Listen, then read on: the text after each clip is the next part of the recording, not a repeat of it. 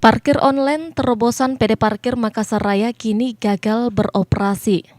Berdasarkan pantauan di lapangan, sejumlah jukir mengaku sudah mengembalikan seluruh alat parkir online yang digunakan seperti mesin print dan smartphone. Hal ini dibenarkan salah satu jukir yang berlokasi di wilayah 7 Saweri Gading, warung makan cobe-cobe, di mana pihaknya diminta untuk mengembalikan alat parkir online lantaran dinilai alat yang digunakan kurang maksimal.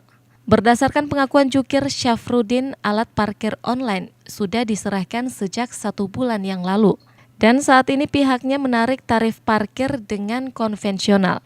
Diketahui penarikan alat parkir online dilakukan lantaran sistem tersebut tidak mengalami perkembangan. Ya hampir 1 bulan yang lalu. Oh, jadi bayar manual gitu? Ya manual sekarang.